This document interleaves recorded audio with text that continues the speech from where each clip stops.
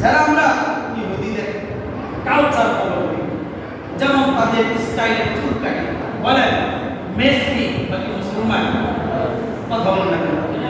গাজার মুসলমান হত্যার জন্য ইসরায়েলকে হাজার হাজার কোটি টাকা এই মেসি, আর আমরা মেসিকে 10 লাখ লেখা নিজের বুকের ভিতরে টি শার্ট পরে, তারপর পিছনে 10 লেখি, বুকে লেখি মেসি।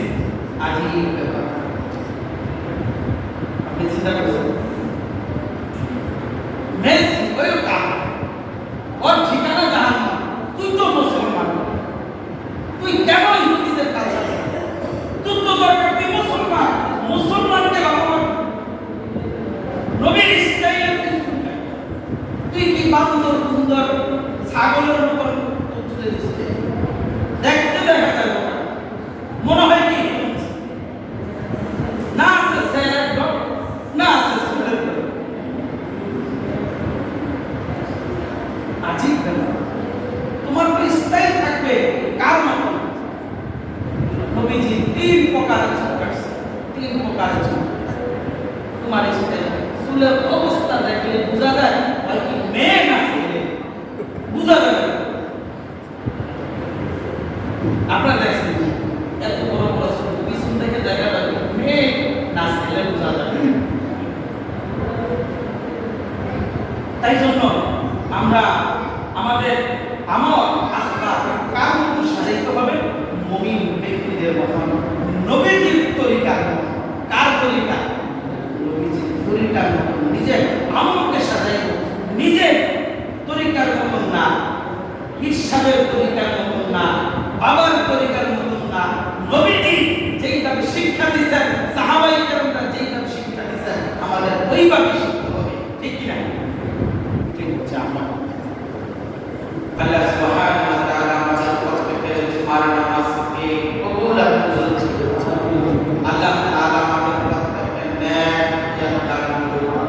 আল্লাহ পাক রব্বুল আলামিন আমাদের এই মুহররম মাসে বরকত রহমত দান করুন।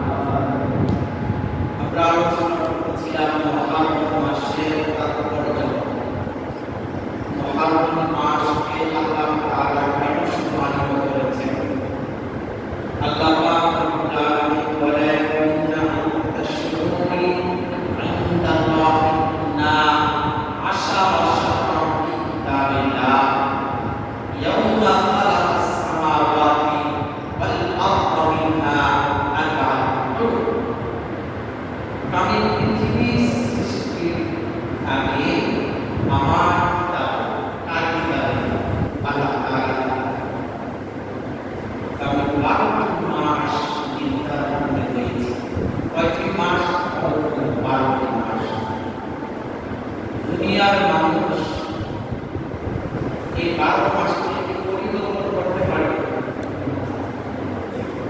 যতই মানুষ সুপার পাওয়ার আল্লাহর 12টি মাস সে পরিবর্তন করতে পারে না। এটা আল্লাহ তাআলার পক্ষ থেকে আশা শাহরা। আল্লাহ পাক রব্বুল আলামিন 10 তারিখ আশারা শাহরা মানে মুহররম মাসের 10 তারিখে আল্লাহ পাক রব্বুল আলামিন সম্মানিত করেছেন। সুবহানাল্লাহ। আমরা বলেছিলাম 4টি মাস আল্লাহ পাক রব্বুল আলামিন সম্মানিত করেছেন। জিলকদ, জিলহজ, মুহররম আর রজব। এই 4টি মাস যুদ্ধ বিদ্রোহ হারাম, এই 4টি মাস। কিন্তু এটা কাফেররা, ইহুদিরা মানতেন না। তারা মুসলমানদের উপর আক্রমণ করতেন। তখন আল্লাহ পাক রব্বুল আলামিন এটাকে উঠিয়ে দিয়েছেন। যেই নিষিদ্ধতা ছিল 4টি মাসে, এই নিষিদ্ধতা আল্লাহ তাআলা উঠিয়ে দিয়েছেন। আল্লাহ পাক রব্বুল আলামিন এই মুহররম মাসের একটি তারিখ আছে, সেটা হচ্ছে 10 তারিখ। কয় তারিখ? 10। এটাকে বলা হয় ইয়াউমে আশুরা।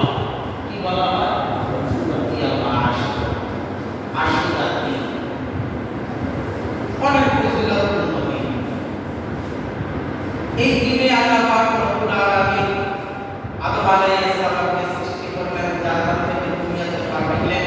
আদম আলাইহিস সালাম তওবা করলেন, নূহ আলাইহিস সালামকে তার কিস্তি সহ আল্লাহ থেকে আল্লাহ তাআলা হেফাজত করেছেন।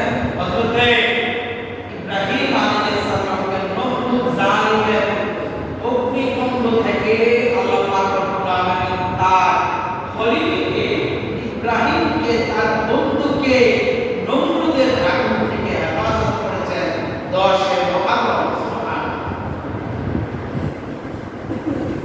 মুসা আলাইহিস সালামকে ফিরআউনের জালিম বাদশার থেকে হেফাজত করেছেন। ঘটনা নবীজি আদমের নাতি হযরত হুসাইন রাদিয়াল্লাহু তাআলা 10 মুহররমে শহীদ হয়েছেন। হযরত হুসাইন রাদিয়াল্লাহু তাআলা কারণে এই মুহররম মাস 10 মুহররম দামি হয় না। জাহান থেকে পৃথিবীর সৃষ্টির আগ থেকে আল্লাহ পাক রব্বুল আলামিন 10 মুহররমকে দামি বানিয়েছেন। আপনাদেরকে একটা এক্সাম্পল দিলে আমাদের দেশের ভিতরে একজন বড় আল্লাহ মারা গেছেন শুক্রবার। কিবার? শুক্রবার মারা গেছেন। এখন কি ওই আল্লাহর কারণে কি শুক্রবার দাবি হচ্ছে না? শুক্রবার তো আগের দিনই দাবি, ঠিক না? আল্লাহ ঘটনাক্রমে মারা গেছে, তাই জন্য শুক্রবারের দাম বাড়ে না, বরং সব ভালো দিনে মারা গেছে, শ্রেষ্ঠ দিনে মারা গেছে, তাই জন্য ওই আল্লাহর দাম বাড়ছে, ঠিক না? ঠিক তো হযরত হুসাইন রাদিয়াল্লাহু তাআলা 10 মুহররম শহীদ হয়েছে, তাই 10 মুহররমের দাম বাড়ে না, বরং 10 মুহররমের কারণে হযরত হুসাইন রাদিয়াল্লাহু তাআলা শাহাদাতের মর্যাদা লাভ করেছেন। সুবহানাল্লাহ। আবার কথা কি হচ্ছে এই 10 মুহররম আশুরা, এই কারবালার ঘটনা আমরা বুঝি মনে হয় হুসাইন রাদিয়াল্লাহু তাআলা শহীদ হওয়ার কারণে 10 মুহররমের দাম বাড়ছে। তাই জন্য আমরা 10 মুহররমের জলসা তাজিয়া সব কিছু করি। কোন ইতিহাস বল আরো 1447 বছর আগে এই ইতিহাস, 1400 বছর আগে এখানে ইতিহাস বর্ণনা করেছে। এটা কয়েকটা বই আলো করেছে। কেউ ইতিহাস করে রেখেছে, কেউ ইতিহাস নিজের মন করা রেখেছে, ইতিহাস সম্পূর্ণভাবে লেখেন। আপনাদেরকে একটা বলি, বাংলাদেশ স্বাধীন হয়েছে 53-54 বছর। এই বাংলাদেশের ইতিহাস এরকম বিকৃতি করছে মাত্র 53-54 বছর আগে। স্বাধীন দেশকে এরকম বিকৃতি করছে এককভাবে নিজের পরিবারের গেছে, আবার এরকম ভাবে বিকৃতি করছে ভুয়া মুক্তিযুদ্ধ আছে, ঠিক না? জন্মই হয় না কিন্তু সে মুক্তিযুদ্ধ এরকম আসেনি সমাজে। তাহলে বিকৃতি করছে মাত্র 53-54 বছর আগে কাহিনী, এটা বিকৃতি করে দিয়েছে। তাহলে এই মূল বাংলাদেশের স্বাধীন হওয়ার কাহিনীটাই বিকৃত করে ফেলছে। আর 1400 বছর আগের কাহিনী কিভাবে মানুষ বিকৃত করছে, ঠিক না? যেরকম মন করা দেখা যায় আমাদের স্বাধীন বাংলাদেশে, এরকম শিয়া সম্প্রদায়ের একজন লেখক ছিল মীর মুশাররফ। মীর মুশাররফ তিনি একটি বই লিখেছেন ঈশান নামক এই বইটার ভিতরে ইসলামের যত কাহিনীগুলি আছে এগুলি সব বিকৃত করে, সব বিকৃত করে, সঠিক কাহিনী পাওয়া যাবে না। এটা সব কাল্পনিক,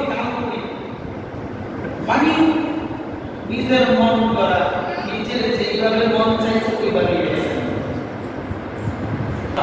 মাসের তাৎপর্য আলোচনা করবে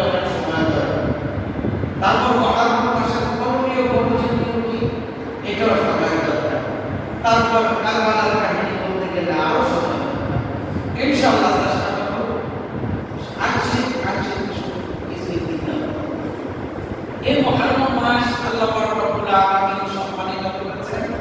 মুহররম মাসটা কি আমল সম্মানিত করেছেন? আমাদের আমল দরকার আছে। আচ্ছা, আমাদের আমলটা কি করতে হবে? আমলটা আমাদের এই মুহররম মাসে তিনটি আমল বেশি বেশি করতে হবে। কয়টি আমল? তিনটি আমল। আফদালুস সিয়াম বা'দা রমাদান শাহরুল্লাহিল মুহররম। আল্লাহ পাক রব্বুল আলামিন বলেন রমাদানের পরে, রমাদানের রোজার পরে আমি শ্রেষ্ঠত্ব দিয়েছি এই মুহররমের রোজা। সুবহানাল্লাহ। আমি রমাদানের রোজার পরে মুহররমের রোজাকে শ্রেষ্ঠত্ব দিয়েছি। আবার বলেন শাহরুল্লাহিল মুহররম। নবীজি বলেন এই মুহররম মাসটা আল্লাহ তাআলার কাছে প্রিয়, আল্লাহ তাআলার মাস। 12 মাসই আল্লাহ তাআলা, 12 মাসই আল্লাহ তাআলা স্পেশাল ভাবে রমাদানের পরে এই মুহররম মাসকে সম্মানিত করেছেন। নবীজি বলেন শাহরুল্লাহিল মুহররম, এটা আল্লাহ তাআলার মাস। সুবহানাল্লাহ। এখন আপনাদের প্রশ্ন, হ্যাঁ মাশাআল্লাহ সব মাসই আল্লাহ তাআলা, এই যে এটা কার বলেন আল্লাহ এই ঘর আর বাইতুল্লাহ এই করবে এটা নেই না, ওটার নাম কি বাইতুল্লাহ আল্লাহর ঘর। এটাও কি ঠিক না? মানে ঘর বুঝাইছে সবাই আল্লাহর ঘর, কিন্তু একটা স্পেশাল ভাবে আল্লাহ পাক রব্বুল আলামিন সাজিয়েছেন। সুবহানাল্লাহ। তাহলে এক নম্বর আমল আমরা কি করব? মুহররম মাসের রোজা কি করব? রোজা। নবীজি বলেন 10 মুহররমের ফজিলত তোমরা যদি জানো তাহলে তোমরা এই ফজিলতকে আঁকড়িয়ে ধরবা। এবং নবীজি বলেন সিয়াম ইয়াউমি আশুরা ইন্নী আহতাসিবু আলাল্লাহ আন ইউফিরা সানাতাল্লাতী ক্বাবলাহু ওয়া সানাতাল্লাতী বা'দাহু। নবীজি বলেন আমি আল্লাহ তাআলার কাছে আশা করি যেই বান্দা মুহররমের 10 এবং 11 অথবা 9 10 যেই বান্দা যাবে আমি আল্লাহ তাআলার কাছে আশা করি আল্লাহ পাক রব্বুল আলামিন তার পিছনে এবং সামনে 1 বছরের গুনাহ আল্লাহ তাআলা মাফ করে দিবেন। সুবহানাল্লাহ। সামনে কয় বছরের গুনাহ? 1 বছর। পিছনে কয় বছরের গুনাহ? 1 বছরের গুনাহ আল্লাহ তাআলা মাফ করে দিবেন। আর চলো 2 নম্বর আমল। 3 নম্বর আমল কি? 3 নম্বর আমলটা হচ্ছে নবীজি বলেন মান ওয়াসাআ আলা ইবাদিহি মিন নাফাকাতি ইয়াউমি আশুরা ওয়াসাআ আল্লাহু আলাইহি সাতিরা সানাতি। নবীজি বলেন কোন ব্যক্তি যদি 10 মুহররমে নিজের পরিবারের জন্য স্পেশাল ভাবে কোনো কিছু খরচ করে, যেমন খাবার খাবার বিভিন্ন পোশাক আদি, যদি 10 মুহররমে নিজের মনকে পূর্তি করে, নিজের আত্মতৃপ্তিতে যদি পরিবারকে সন্তুষ্ট করে, অথবা বাজার অথবা তাদের পোশাক যদি কোনো ব্যক্তি ব্যবস্থা করে দেয়, আল্লাহ রাসূল সাল্লাল্লাহু আলাইহি ওয়াসাল্লাম বলেন এই 10 মুহররমের কারণে আল্লাহ পাক রব্বুল আলামিন তাকে সারা বছর সচ্ছলতা দান করবেন। সুবহানাল্লাহ। সারা বছর কি করবেন? সচ্ছলতা মানে ভালো তাকে দান করবেন। কি করবেন? কি করবেন বলেন তো? পরিবারের জন্য খরচ কোন তারিখে? 10 মুহররম। 10 মুহররম চেষ্টা করেন ভালো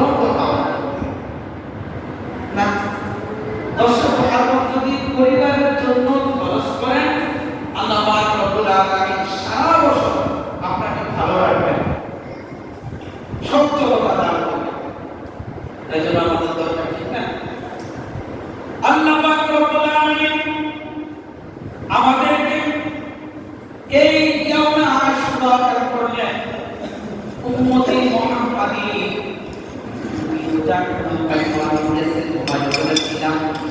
নবী সাল্লাল্লাহু আলাইহি ওয়াসাল্লাম মক্কা থেকে মদিনায় যখন হিজরত করেন হিজরতের সময় মদিনার ইহুদিরা ওয়াসি মুহাম্মদের জিয়ারত করতেছেন নবীজি ইহুদিকে জিজ্ঞাসা করলেন ইহুদিরা তোমরা কেন এই দিনে রোজা রাখো ইহুদিরা বলল এ মুহাম্মদ আমরা এই দিনে রোজা রাখি আমাদের নবী হযরত মুসা আলাইহিস সালাম কারণে কবর থেকে আল্লাহ পাক রব্বুল আলামিন 10 মুহররমে তাকে নীল দরিয়া লক্ষিত সাগরের পাড়ে রাস্তা করে আল্লাহ রব্বুল আলামিন ফেরাউনের কবর থেকে তাকে হেফাজত করেছে সুবহানাল্লাহ নবীজি বলল নাহনু আহাqqu বিমূসা মিনকুম ফাসাহাবাহু ওয়া আমারা বিসিয়ামি নবীজি শোনার পরে বলতেছেন মুসা আমার ভাই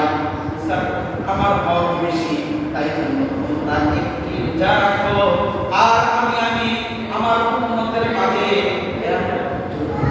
করে দিলাম তোমরা একটি না দুটি রোজা রাখা এক হইলে 9 10 অথবা 10 11 রোজা রাখা কেন রাখবা ইহুদিদের মতো যদি তোমরা রাখো তাহলে ইহুদিরা বলবে আমাদের এই আমলটা মুসলমান ধরে রাখছে ইহুদিরা এটা নিয়ে ব্যঙ্গ করবে তাই জন্য নবীজি বলছেন না ইহুদিদের সাথে তোমাদের আমল রাখার জন্য কি না দিন না তোমাদের আমল হবে আল্লাহর সন্তুষ্টির জন্য সন্তুষ্টির জন্য আর ইহুদিরা আমল করে তাদের ঘর তাদের যিশু অথবা কোন ব্যক্তিকে হিন্দুরা তাদের আমল করে তাদের ব্যবহারকে খুশি করার জন্য আর মুসলমান ইমানদার খুশি করে কাকে ইবাদত করে কাকে খুশি করার জন্য আল্লাহ কিন্তু এখন বর্তমান মুসলমান ইহুদিদের কালচার আমরা করেছি আমাদের ভিতরে ইমানদার মুসলমানদের কালচার আপনি এখন চিন্তা করেন যুবক গোলামের দিকে তাকাইলে দেখা যায় তারা এক মিলে মেসি অথবা নেইমার অথবা বিভিন্ন ফুটবলারের কাজ করছে আছে না আছে না ইয়া আইয়ুহাল্লাযীনা আমানু লা তাত্তাখিযুল ইয়াহুদা ওয়ান নাসারা বা'দুহুম আউলিয়া বা'দ হে বান্দারা তোমরা ইহুদি নাসারা খ্রিস্টান অন্যান্য বিধর্মীদেরকে তুমি বন্ধু বানায় কি বানায় বন্ধু বানায় কেন বন্ধু বানায় আল্লাহ তাআলা আরেকটা বলেন আম হাসিবতুম আন তাদখুলুল জান্নাতা ওয়া লাম্মা ইয়া'লামিল্লাহু আল্লাযীনা জাহাদু মিনকুম ওয়া লাম তাত্তাখিযু মিন দুনিল্লাহি ওয়া লা রাসূলিহি ওয়া লাল মুমিনিনা ওয়ালিজা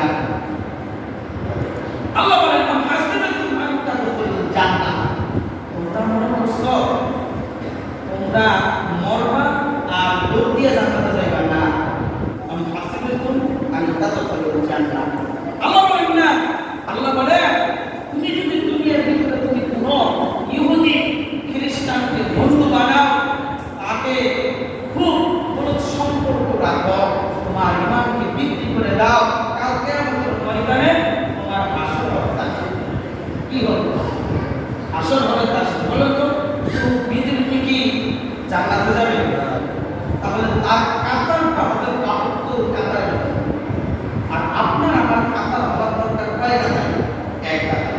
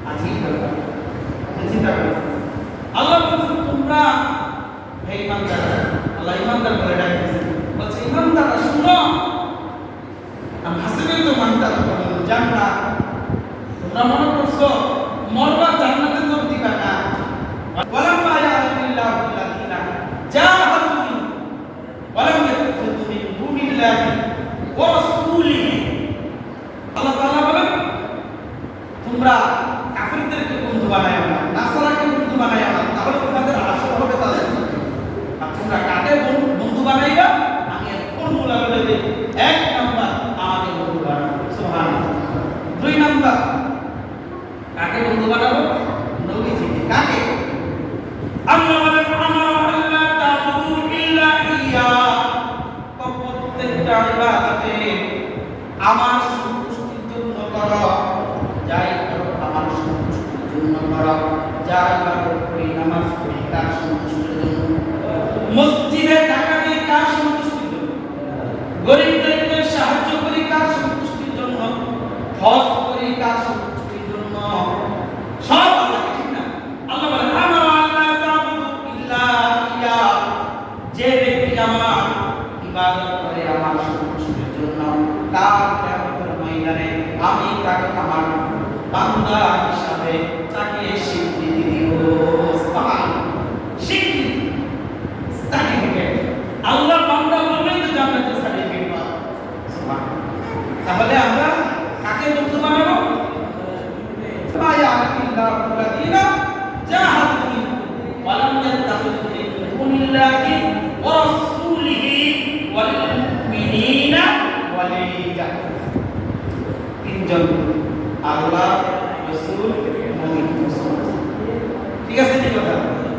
এই তিন অন্য খুশি না হয়েছে এটা দেখার বিষয় না, কিন্তু হ্যাঁ আমি যদি কারোর অধীনে চাকরি করি, চাকরির সুবাদে কোনো বিধর্মীর কাছে যদি চাকরি করি, চাকরির সুবাদে তার সাথে যতটুকু সম্পর্ক রাখলে চলা যাবে, নিজের মুসলমানিত্ব, নিজের ইমানকে বিক্রি করে দেওয়া যাবে। যারা আমরা ইহুদিদের কালচার ফলো করি, যেমন তাদের স্টাইলের চুল কাটি, বলেন মেসি বাকি মুসলমান, কথা বলেন না কেন? গাজার মুসলমান হত্যার জন্য ইসরায়েলকে হাজার হাজার কোটি টাকা এই মেসি। আর আমরা মেসিকে 10 নম্বর লেখা নিজের বুকের ভিতরে টি শার্ট পরি, তারপর পিছনে 10 লেখি, বুকে লেখি মেসি। আজই ব্যাপার আপনি চিন্তা করছেন? মেসি ওই কাজ, ওর ঠিকানা জাহান্নাম। তুই তো মুসলমান, তুই কেন ইহুদিদের কাছে? তুই তো দরকার তুই মুসলমান, মুসলমানকে বাবা নবীর স্টাইলে তুই কি বান্দর সুন্দর ছাগলের মতন তুলে দিচ্ছে, দেখতে দেখা যায় মনে হয় কি না আছে স্যার, না আছে স্কুলের আজিব ব্যাপার। তোমার তো স্টাইল থাকবে কার মতো? নবীজি 3 প্রকারের চুল কাটছে, 3 প্রকারের চুল। তোমার স্টাইল চুলের অবস্থা দেখলে বোঝা যায় হয় কি মেয়ে না ছেলে, বোঝা যায়। আপনারা দেখছেন এত বড় বড় চুল, পিছন থেকে দেখা যাবে মেয়ে না ছেলে, বোঝা যায়। তাই জন্য আমরা আমাদের আমল আখলাক কার মতো সাজাইতে হবে? মুমিন ব্যক্তিদের মতন, নবীজির তরিকার মতন। কার তরিকা? নবীজির তরিকার মতন নিজের আমলকে সাজাইব, নিজের তরিকার মতন না, ইরশাদের তরিকার মতন না, বাবার তরিকার মতন না। নবীজি যেইভাবে শিক্ষা দিয়েছেন, সাহাবায়ে কেরামরা যেইভাবে শিক্ষা দিয়েছেন, আমাদের ওইভাবে শিখতে হবে, ঠিক কি না? ঠিক হচ্ছে আমরা যাকে বলা হয় কাতেবে ওহী, হযরত মুয়াবিয়া রাদিয়াল্লাহু তাআলা, বিশাল বড় একজন সাহাবী, যাকে কাতেবে ওহী বলে, যিনি কোরআন শরীফ নিজের হাতে লিখেছেন। সুবহানাল্লাহ। তাকেও আমরা গালিগালাজ, আমরা মুয়াবিয়া রাদিয়াল্লাহু তাআলাকে গালিগালাজ। যারা বিলাপ করে, কান্নাকাটি করে, তাদের পরিবারের বাবা মা মারা গেলে হাই হাই এরকম কান্নাকাটি করে না? চলে 10 গ্রাম 5 গ্রাম যাকাত করে না কান্না করে, এরকম আসেনি সমাজে? আছে জানতে হবে। নবীজি বলেন জাহিলিয়াতের আমল, জাহিলিয়াতের যুগে এটা মুসলমানদের কাজ না, এটা হচ্ছে জাহিলিয়াতের কাজ। যারা এই কাজ করবে, নবীজি বলেন তারা আমার উম্মতের অন্তর্ভুক্ত।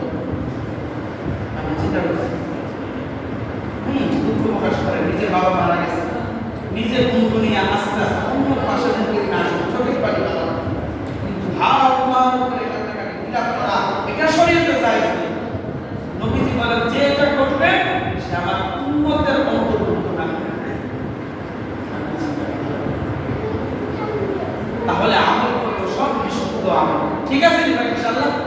আর আমরা আমল করবো হালাল রুজি খাবো। কি খাবো? হালাল হালাল হালাল রুজি খাবো। এখন হালাল রুজি খাই, মাদ্রাসা বুঝে না, মসজিদও বুঝে না, চুরি করলেই চলে, ঠিক না? আজই ব্যাপার। আপনারা মনে কাজের ঘটনা শুনছেন, মাদ্রাসার ভিতরে কি আছে? আপনি বলেন মাদ্রাসার ভিতরে কি আছে? মাদ্রাসার তালা ভাঙলি, উপর ঢুকলি, ডেস্কের তালা ভাঙলি, বলেন সে কি মানুষ? আমার কথা বলুন, সে কি মানুষ? যে মাদ্রাসা মসজিদের জিনিস চুরি করে খায় সে কি মানুষ নাকি? বলেন আমার কথা বুঝেন না? সে কি মানুষ? সে তো জানোয়ার। এটা তো আল্লাহর ঘর, ওটা তো নবীর ঘর। সে কি মানুষ নাকি? আমার তো মনে হয় না দেখতে মানুষের মতো কিন্তু ভিতরে জানোয়ারের মতো, ঠিক কিনা? 200 টাকা 300 টাকা দরকার হলো, তুই দাম ছাড়া এত মাদ্রাসা কি কিছু আছে? আর তুই কিভাবে তোর কলেজে রাখতে বলবে নবীর পড়াশোনা করছস, নবীর পড়াশোনা করছস, তুই মনে করছস এটা কিনা কি থাকবে না? আমি আমার চোখের দৃষ্টিতে দেখি না, কাউকে আমি দেখি না, মসজিদ মাদ্রাসার জিনিস খায়া সে উন্নত হয়েছে। সে পরিবার দিয়ে অশান্তি, ছেলে দিয়ে অশান্তি, অথবা নিজের অশান্তি। কি ব্যাপারে মাদ্রাসার জিনিস, মসজিদের জিনিস কিভাবে চুরি করছে, মসজিদের টাকা চুরি করছে কিভাবে? এটা তো কল্পনায় আসে না। তুই কি মানুষ না জানোয়ার? আজই ব্যাপার। আমি তো বুঝি না মানুষ কি, তারা কি মানুষ নাই? মসজিদের জিনিস, মাদ্রাসার জিনিস, তারা বাইরা রুমে ঢুকা, এটা কি মানুষের কাজ? আপনারা এই বেলায় মানুষের কাজ? আর গামছা খাবে মাদ্রাসার জিনিস দুইটা, মাদ্রাসার জিনিস দিয়ে দিলাম তারা ওরা একটা সোলের কাহিনী ছিল। মানুষ এটা দূরের কেউ না, দূরের কেউ এলাকার ভিতরে সোর আছে, এলাকার ভিতরে দূরের কেউ সোর না। এখন সাহস নাই থেকে আসা মাদ্রাসার তালা ভাঙে, একটা না 3টা তালা ভাঙে। কি হবে? আমার তো কল্পনাই করতে আসলে এটা কি, এটা কি মানুষ নাকি? আর বাবা মায়ের দায়িত্ব করতাম আসলে আপনার কি আসলে জন্ম দিয়েছেন না? আচ্ছা আমার তো মনে হয় না ও জন্মের ভিতরে সমস্যা আছে, যে মসজিদ মাদ্রাসা তুমি চুরি করছে।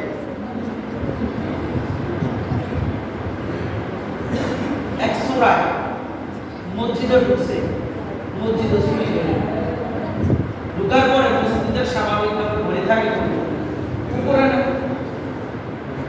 এখন সে মসজিদের দুইটা ভরিত উপর কিভাবে পারবে? ফুল নাই, টেবিল নাই, কিছু না, মসজিদের সাধারণত এগুলি না। তখন সে কি করছে? একটার উপর একটা কোরআন শরীফ দিয়ে, কোরআন শরীফ আছে, একটার উপর একটা কোরআন শরীফ দিয়া কোরআন শরীফের উপরে দাঁড়াইয়া ঘুরে পাচ্ছে নাম, কোরআন শরীফের উপরে দাঁড়াইয়া ঘুরে পাইয়া এই ঘুরে বিক্রি হয়ে গেছে। কত বড় জালেম, আল্লাহর শাস্তি শুনে গেছে। তখন সে কিছুদিন পরে তার পা ব্যথা শুরু হয়েছে। কি ব্যথা? পা ব্যথা বলে যাবে,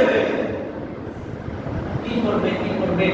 তখন ডাক্তারের কাছে গেছে, ডাক্তারে কোনো রোগ পায় না, এর পাও ব্যথা কেন? ও আমি চিৎকারিয়া করতে পারলাম, বলছে আমার এদিকে ব্যথা। ডাক্তার মনে করছে মনে হয় পায়ের এই কবজা কাটলে মনে হয় ঠিক হয়ে যাবে, দিছে কাইটা কয়েকদিন ভালো ছিল, আবার কিছুদিন পরে দেখে আবার এদিকে ব্যথা, আরো খুব করে ওইটা তো কাইটা ভালো হয়েছে, আবার দেখে আরো খুব করে ডাক্তারের কাছে আবার গেছে, ডাক্তার আবার হাঁটু পর্যন্ত কাইটা হবে, আবার দেখে কিছুদিন পরে আবার রানে ডাক্তারের কাছে আবার গেছে, আবার ডাক্তার কাঁদবে, এক পানা পরে আবার কিছুদিন এই পায়, আবার এই পায় করতে পারে, আবার কিছুদিন পরে হাঁটু, হাঁটু কিন্তু বেঁকে যায়। শাস্তিটা খাইছো কয় টাকা, খাইছে কয় টাকা, মাত্র একটা কুড়ি, কয় টাকা হয় 4-500 টাকা। তোমরা জানেন কোরআন শরীফ দ্বারাই করবে আল্লাহ তোর যেখানে শেষ আল্লাহ শাস্তি সেখানে ওই মাদ্রাসা মসজিদে চুরি করে রাখা একদিন এই শাস্তি শুনবে, তারপরে তাদের রাত ব্যথা আবার পাবো, আবার আবার কিছুদিন পরে হাতে পাবো, আবার হাত সব কাটছে, পুরো হাত পা পুরোটাই কাটে, আবার দেখে পেটে ব্যথা, পেটে ব্যথা। ডাক্তারের জিজ্ঞাসা করলো, বাবা তোমার তো কোনো রোগ বিশ্রায় পাই না, বলো তোমার আসল কথা। আমি তোমার কোনো রোগ পাই না, কাটতে কাটতে 2 হাত পা সব কেটে গেছে।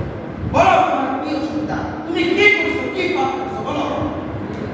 তখন তিনি এই কথা বলেন, বলছে ডাক্তার সাহেব আমাদের পাশের মসজিদে ঘুরেছিল, আমি মসজিদে ঢুইকা দেখি কোনো টেবিল নাই, আমি এক কোরআন শরীফ রাইখা আর উপরে পড়া দিয়ে আমি ঘরে বসছি, তাই জন্য মনে হয় আজকে আমার এই শাস্তি।